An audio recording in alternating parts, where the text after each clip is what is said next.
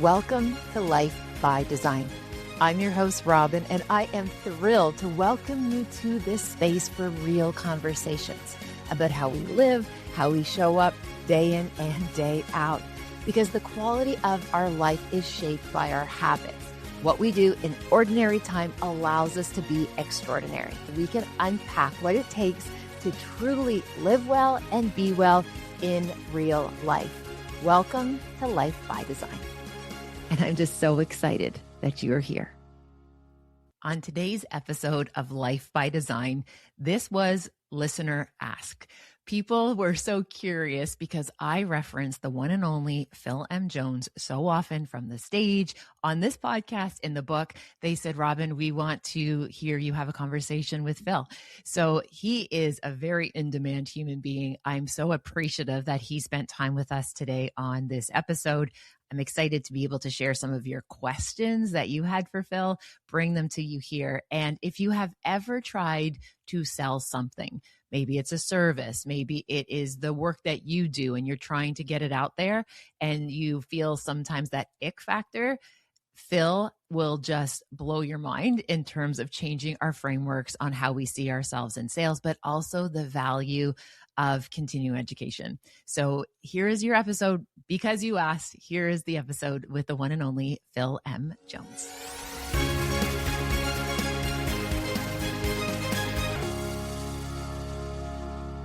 The one and only Phil M. Jones, welcome to our podcast. It is a joy to be here, Robyne. Finally, we made it work with the schedules. This is a gift. Oh, well, thank you so much. I know you are in demand. And so making time for us today, I love that you're joining us from a hotel room while out and about doing the good work all around the world. So Phil, thank you so much for your time. And I have so many questions and I hope we can just dive right in. Let's go for it. I'm ready. So I asked my community and they have heard me reference you a lot, whether from the stage or in my books or on the podcast. I'm always talking about the one and only Phil M. Jones. And I said, hey, folks, I have a chance to chat with them on the podcast. What are some of your top questions? And I was so appreciative with what folks brought forward, because to me, these are things that perhaps are like almost like kind of pulling the curtain behind and kind of pulling the curtain back, Phil, to be like, we just got like real questions that we want to ask you that are so much beyond exactly what to say in your magic words, although that body of work is remarkable and we'll link it all in the show notes. But Phil, you support groups, organizations, agencies like all around the world, helping them be able to know how to facilitate conversations. And a question that came from the audience was, even the notion of telling people I'm in sales, like that identity piece of being in sales, making asks, making money, they struggled with that because many of the people that I work with, sales was not our first profession. Many of us were in other professions and then perhaps went into entrepreneurship or wherever we went. So how do you help us with this whole identity piece around who is a salesperson and who is not a salesperson? I mean, this is a big question, and it's one that I've been working on for about 25 plus years. And almost everybody in some capacity is a salesperson. Like parents are selling to their kids to tidy their room. Yeah. You know, politicians are out in the constituencies and inviting them to be able to see things from a different point of view. But we have this strong stereotype towards a salesperson that is an identity that most people do not want to be able to adopt. I'll ask a room full of people, throw some adjectives at me that describe a stereotypical salesperson. And the list of adjectives I get back are fairly consistent and mostly unkind. Yes. They are adjectives like pushy and obnoxious and dishonest and self-serving and gregarious and loud. And like, there's no way that somebody would look to be able to self-identify if that's the image they have in their mind's eye of what somebody in sales is. Exactly. I flip one word and I ask them now to reach for adjectives that would describe a professional salesperson. And the list of adjectives I get is remarkably different. They say things like helpful and consultative, and they jump from liar to honest. And now they're, well, professional and caring and considerate and play the long game, and they're an expert and they have knowledge. And I'm like, well, if somebody used those words to describe you, then how would you feel about that? And more often than not, people are like, yeah, I'm good with that. Yeah. And all I did is I changed one word, right? I went from stereotypical to professional. Mm-hmm. And this same thing happens anywhere. Is there are stereotypical lawyers, attorneys, doctors, vets, etc., that you think are just about, running through the numbers. And then there are professionals on this that are actually delivering at a higher level. And the magic difference in all of this is to realize that you are never in the business of selling anything to anybody. You're actually in the business of helping X achieve Y. Mm-hmm. That's what you're in the business of doing. And often the thing that stands in the way of helping X achieve Y is a decision. Mm-hmm. And your job in many of those decision-making moments is to help somebody reach a moment of clarity that is the right outcome for them, both immediately and at some point in time in the long term. Like, that is what a meaningful sales transaction is.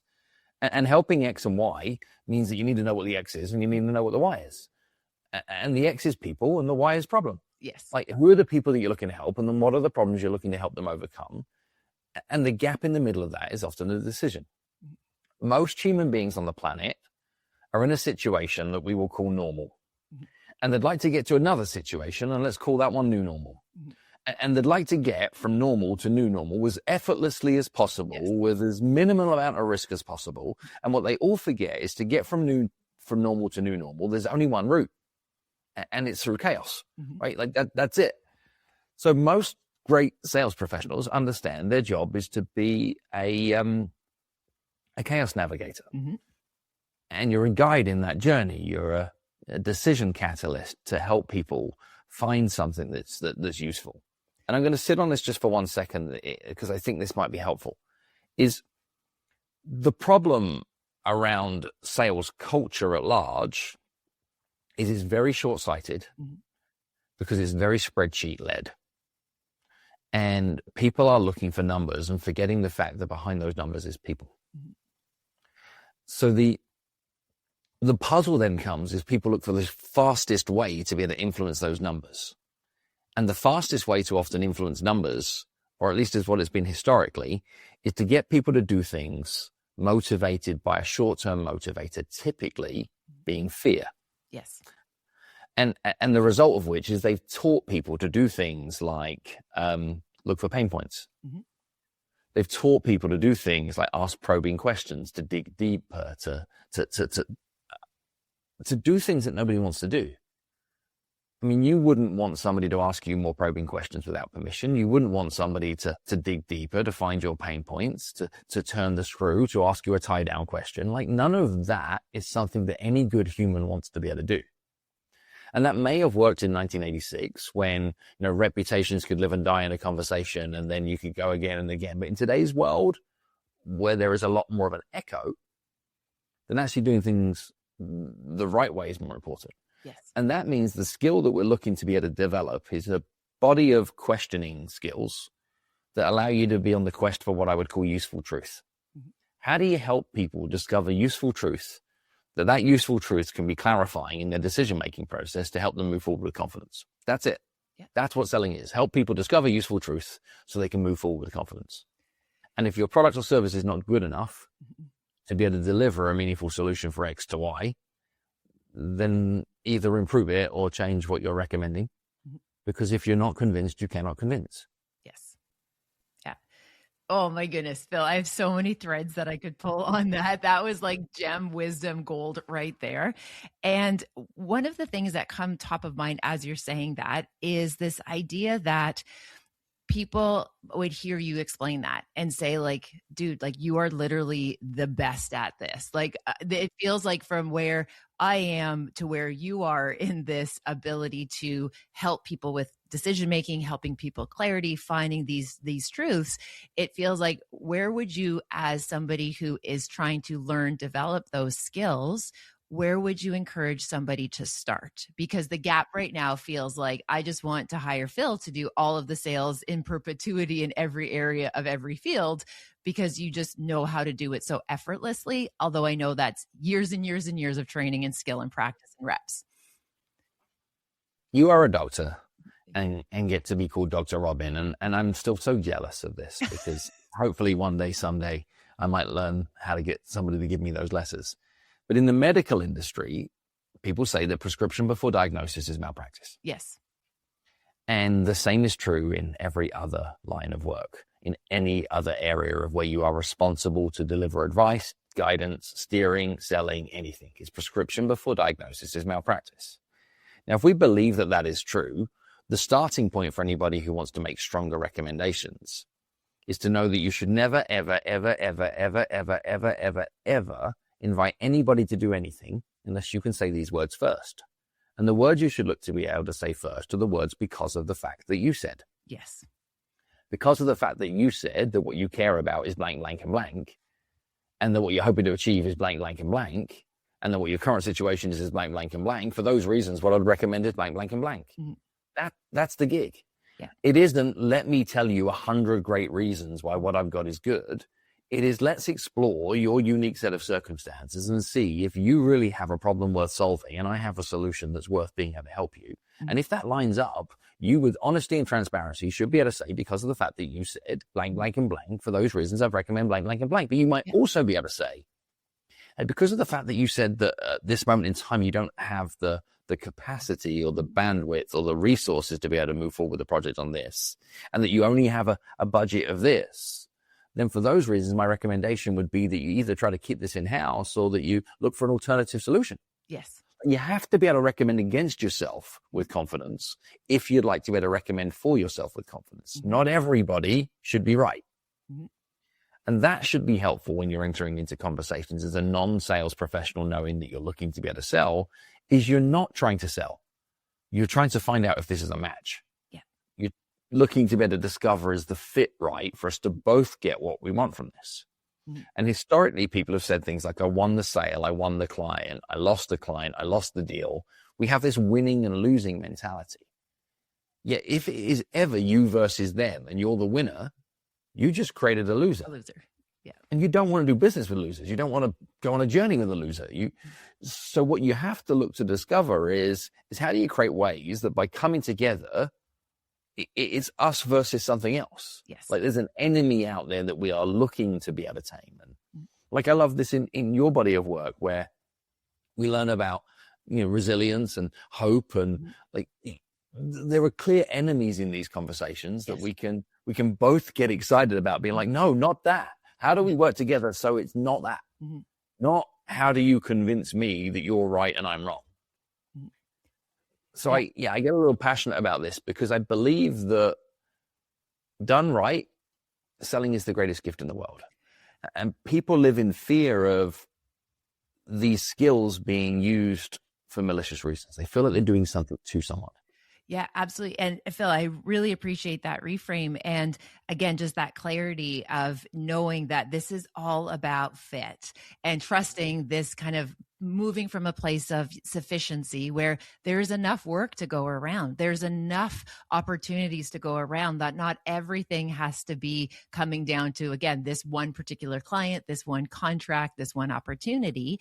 And if you show yourself as someone who I care about you and your problem of practice, and because you said this would be my recommendation, and it actually isn't you, to me, that all of a sudden like puts you at the top of the list. You have a transfer of trust. You have this place of genuinely caring about the person's problem. This is where that isn't even that notion of like, shadiness, mistrust, misalignment. Like that's not even part of the conversation. And as somebody who cares deeply about being useful for people in the work that I do, that's how I like to approach things in the sense of like, hey, you know what? I'm not the person for this, but this is the person. And what I just love is this idea when we operate from sufficiency and trust the process, way better outcomes are achieved. Well, and what happens is when you live in the quest for useful truth, you stop being the advice monster. Yes.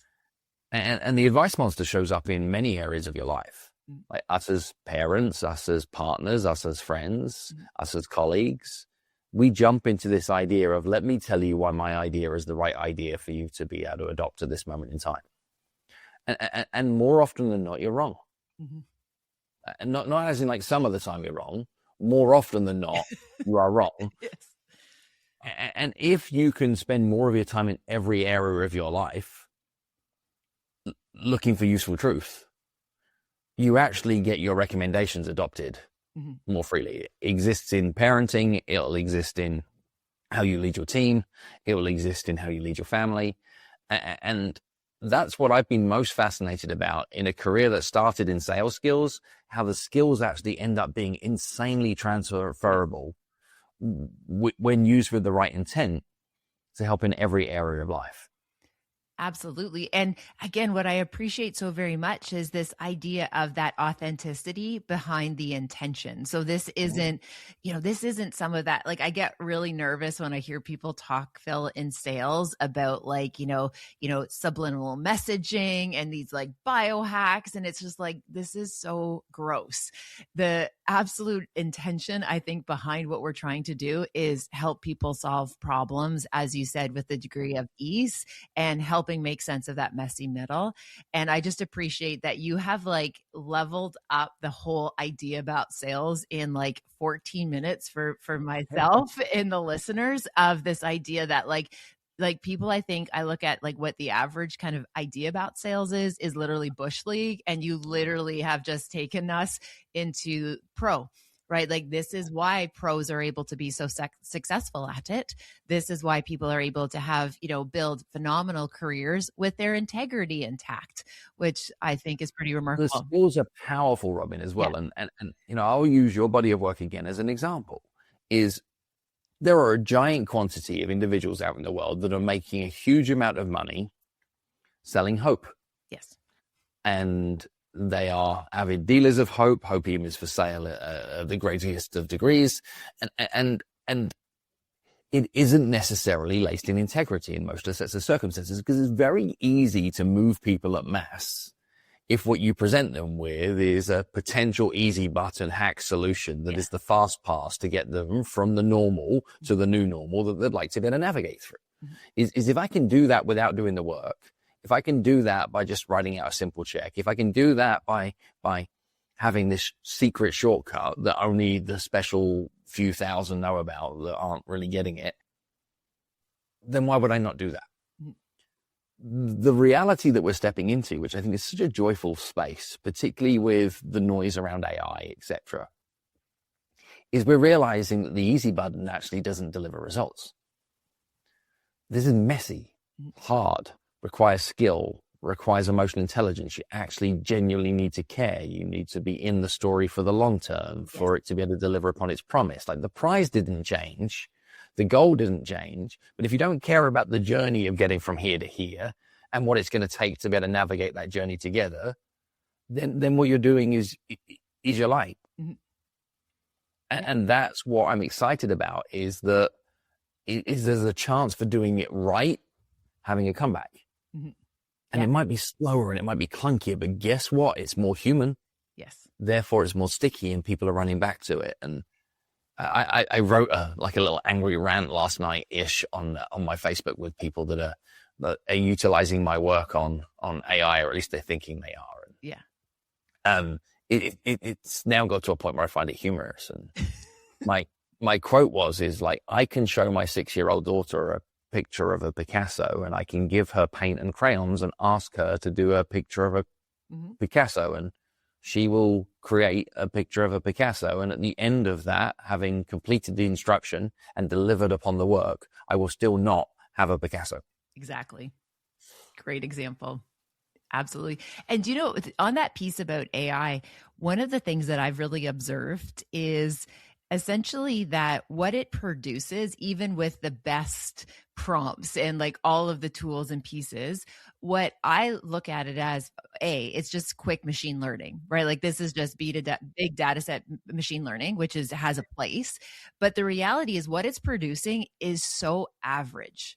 Like it is not exemplary. It is not extraordinary work. It is absolutely just this collection of average.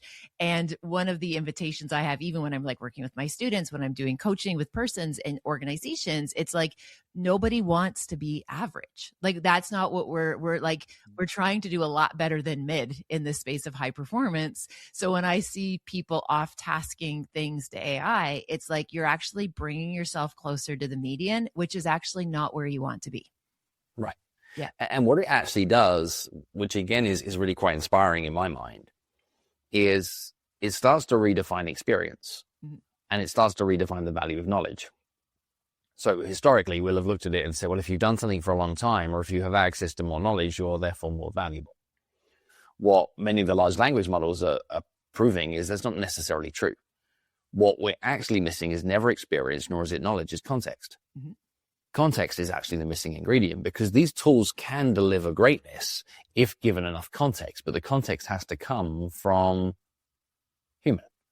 And the context has to come from lived experience. The content has to come from emotional experience of overlapping, multiple factors that in theory could be put into. Yeah.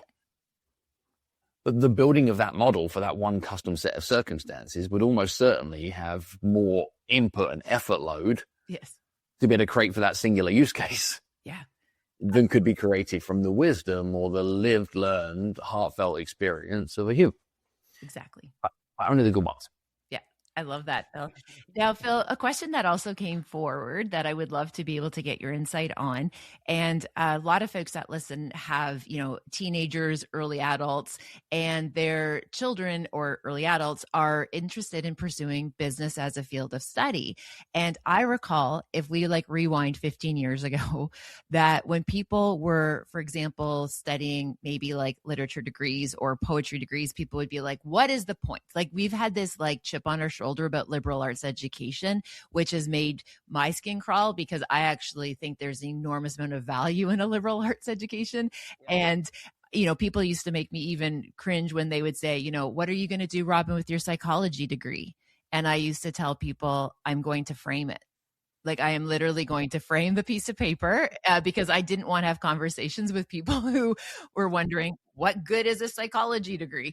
And I feel as though there's been this interesting shift or a new tension between people who are going into the field of study of business, because we have so many examples that are entrepreneurial type persons or people who have had tremendous success and they're in the public space and they haven't pursued education at a higher level in business. And this idea that we can learn anything off of YouTube or learn anything in 60 seconds. And I was really surprised when all of a sudden I heard these parents and supporters say, my kid is being, suggested not to go into business. And I think that, we have already done that to the liberal arts and we're seeing the consequence of it. We've done it to trades and we're seeing the consequence of it. And now I'm getting a wee bit nervous that we're doing it to business pursuits as well. And I was just wondering if you had any ideas, thoughts, suggestions around this idea of shifting the importance of actually pursuing post-secondary, specifically in the field of business. Okay. I have a lot of thoughts on this. Okay. Mostly down to the fact that I've wrestled it in a number of ways. I wrestle it in my own family unit. And, I'm an example of somebody who didn't go to college. I have approximately 0 degrees. And I have written work that lives inside MBA programs. And I am an adjunct professor and guest faculty at a prestigious university here in North America. I'm like, how did that happen? I'm here on occasion in academia talking to people about what they can do after college and how they can use their degrees to be able to step out into the workplace and what influence and persuasion looks like in reality. And I wouldn't get to do that if those kids weren't all together in a university environment. One of the things that we teach inside Exactly What to Say, which can often get overlooked with its simplicity, is that the worst time to think about the thing you're going to say is in the moment you are saying it. We live in a world where our goal is to be able to make the most of the moments. Yes. The moment of a college experience is, I believe, irreplaceable. Doesn't mean you have to do it. Yeah. But is somewhat irreplaceable. My wife, who is 15, 16 years post-college, this last weekend, took a train from our house upstate into the city to go do a baby shower with a friend that she meets very occasionally that she spent 4 years with at college that was on the swim team with. The social connections that have come through it are just beyond. And I'm somewhat jealous of that. I get to see a really good example in my home life and I'm a really bad example of not having that. So I've had to build social networks outside of it. But now let's look specifically at the business piece of this. Is the risk of not having classroom-based learning is the time that you have to learn a very important lesson is when you should have already known that lesson. And the expense attached of having to learn that lesson in the real world is way more than the expense of having to learn that lesson in the classroom. Because in the classroom, you can practice. In the classroom, you can get it wrong. In the classroom, the worst that happens is the paper gets badly graded. Yes.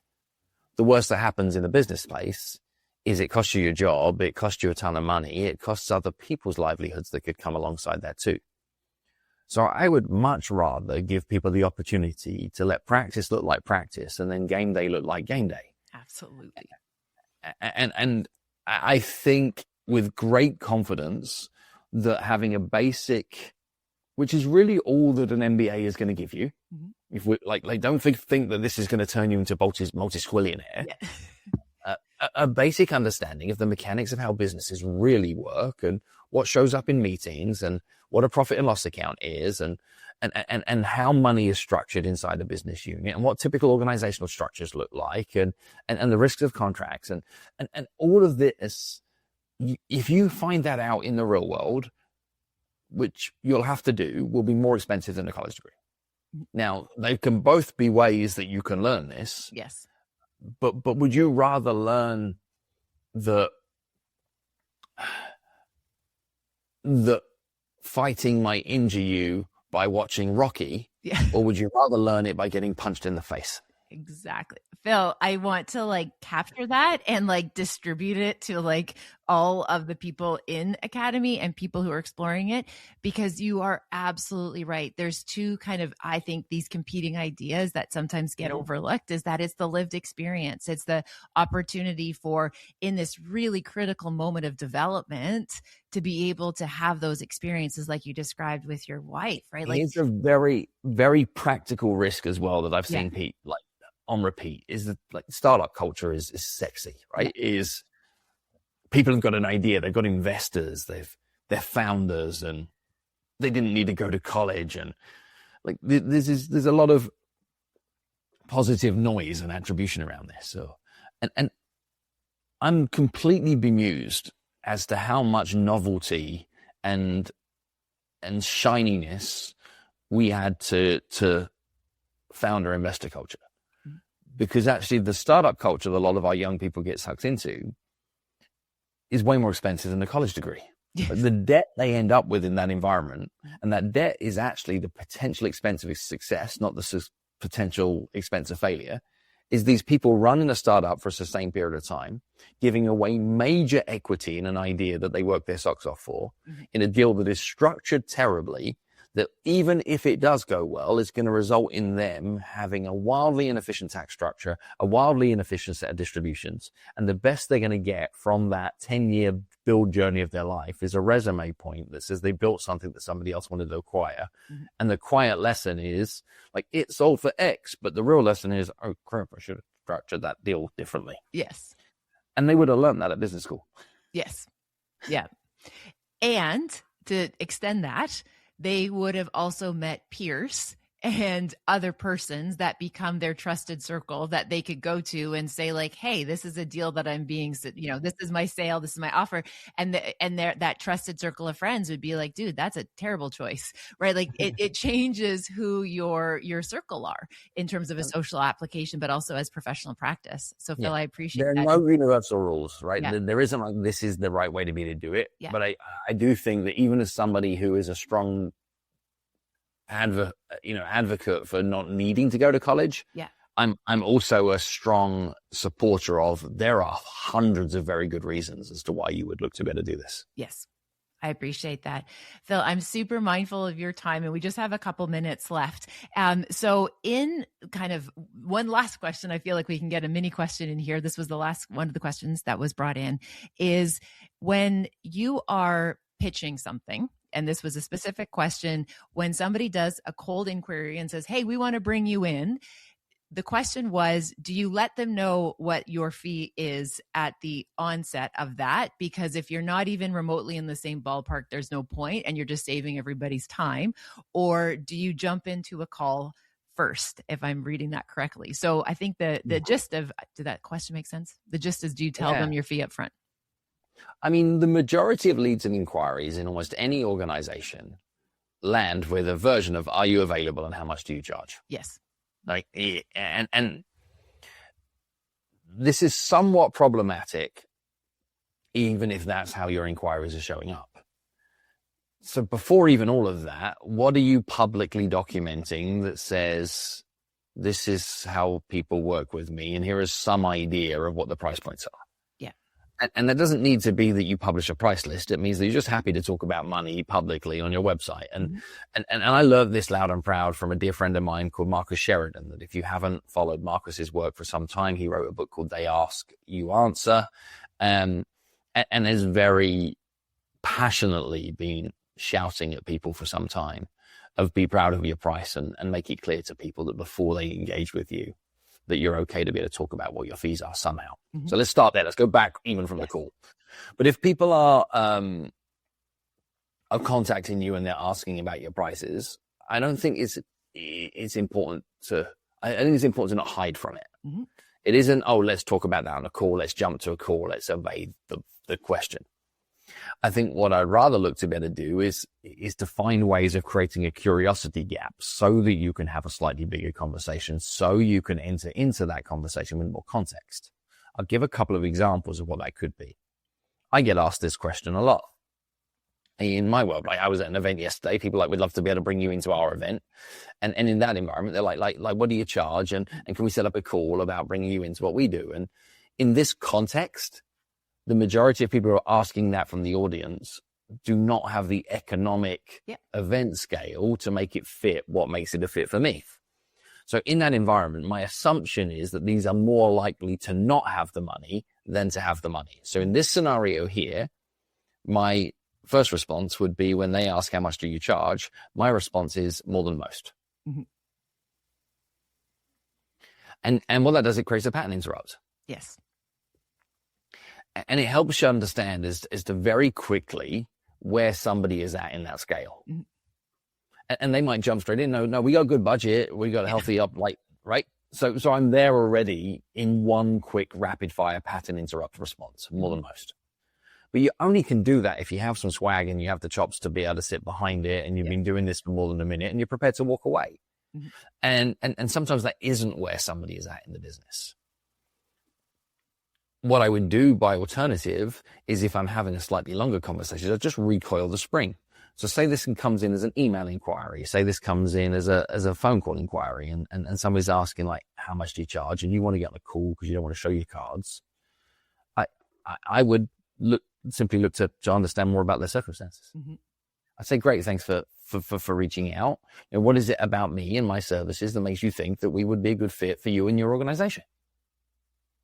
And I'm going to get some context of either recommended by a friend, seen you here, done this piece of work in the past, like some form of context, found you on the internet, etc. Okay. And when they answer that question, you can put a follow-up question in, is if this was, say, for example, professional speaking, just to use it as a lingua franca here, is I might say, well, what is your experience of working with a paid professional speaker? Not what is your experience of hiring speakers, working with speakers, etc. What is your experience of working with a paid professional speaker? This could be paid professional therapist. What is your experience of working with a paid professional coach? What is your experience of working with a, high impact, fast growth XYZ specialist? Yes. What is your experience of hiring academic faculty to be able to help in a corporate environment? Because very quickly what they now do is they now show their hands, which is a way better starting position. In my world, from a speaking point of view, if they say, well, last year I hired, Tony Robbins, and the year before that I hired Mel Robbins, and this year we're looking to be able to bring you in, I'm happy to explore any form of conversation about how I might be able to fit their event without fear that they don't have my money. Yes. But if by alternative they say, I don't really have experience of hiring external help, like mostly it's been internal, or it's been vendors, or that we've worked with some other sort of external specialists, but they're very much industry focused. We haven't really brought anybody in from the outside before. I've got new context. Yes. I say, well, would it help if you understood like the levels, and so that we could decide ahead of time whether this is worth it? And they'd be like, yeah, that'd be super helpful. And I'd be like, well, you might have some people that are entering the professional speaking market and they're stepping out of a corporate role, or they do this as a side fund thing outside of an employed position. And they're more in the sort of honorarium space, and their fees are sort of between here and here. But let's call those level one professional speakers. And then, at the top end, We've got like major celebrities or former presidents or prime ministers, and at the top end, like people like Barack Obama, and these folks would score those level 10, and they might be as much as $300,000-$500,000 for a speech. Mm-hmm. Now, don't worry, I'm not yet at level 10. I'm somewhere between like a level 5, 6, trying to get to 7. I love it. Is where I operate right now. It's like, based on what I've shared there, what kind of level of speaker are you looking for? And if it's not me, I might be able to steer you towards somebody who could be better. Mm-hmm. But then I know we're good on that. Like, so where's your money? I'm like, okay. Yeah. But I'm not hiding. Yeah. But I'm also not embarrassing. Like, if you find yourself in a jewelry store because you saw something in the window that you quite liked and you stepped inside and now they're trying to get you to try stuff on, and then you find out that the necklace that you were looking at in the window that you thought was cute is $137,000. Yeah. And now they're bringing out you more, and they're offering you a cup of tea and a China mug or a glass of champagne, and seeing if you want to come to an event this weekend. Very quickly, you're like, oh, I walked in maybe the wrong shop today. Yes. I still think the necklace is cute, but I'm now uncomfortable. Mm-hmm. Oh, Phil, I appreciate that. And I know, again, with lots of folks in the space with speaking, that will be so useful, but I see how that's also transferable to, what's your experience working with a professional coach or a professional trainer, like so many different applications I see for that framework. So thank you so much for sharing it. You could be a retailer with bridal dresses, and it's like, so what is your experience of working with a boutique, custom clothier in any other area of life? Oh, well, I've had, tailored suits made for my husband, and we have dresses altered by our seamstress on a regular basis. And I remember once, I had a custom suit made, I think, for a very, you now get in context. Yes. That's all it is get context before you insert content. That's I love that. That's a great takeaway. Amazing. So Phil, again, I'm mindful of your time. One last kind of quick grab and go. What's Phil M. Jones hopeful for right now? What are things that you're looking forward about? What are you getting your hopes up for? What am I getting my hopes up for? Is I believe with passion that people are learning to love people again. And I believe that people are learning to love themselves different. Mm-hmm. And I'm quite excited by the shift that humanity is going through at this period of time, because the speed of technology is reminding us of what matters most. And I'm seeing it every day. Mm-hmm. I think small rooms are changing the world. Mm-hmm. I think connected eye contact is making a difference. Mm-hmm. And as much as digital transformation can amplify that, it is not changing that we quite like each other as humans most of the time. Phil, I love that. Beautifully said. Well, my friend, thank you so very much for your time, your gift, your sharing, your generosity, and the wisdom that you are imparting today. So many thanks. And I will make sure to include all of the details as you can learn more about the wonderful work that Phil is doing, because there are so many ways in which you can work with Phil. And I just want to let folks know, like, this has probably been to be able to say thank you in a space like this, Phil, because you have radically impacted how I think of my work, how I share my work, and the fact that I'm excited to share my work with people. And you have been so instrumental in helping me elevate that work. So I just want to say thank you wholeheartedly. And I wish you and your family all the best. And we'll connect again super soon. Thank you, Dr. Robyne. I look forward to seeing you in real life real soon. Real soon. Thank you for spending time with me on this episode of Life by Design. I appreciate if you have a moment to pay this forward, share it with someone who you think might benefit from the ideas shared in this episode. If you're feeling so inspired, please also rate and review the podcast wherever you listen to your favorite podcasts. Again, thank you for listening. Thank you for your time. Take good care, and I'll see you next time.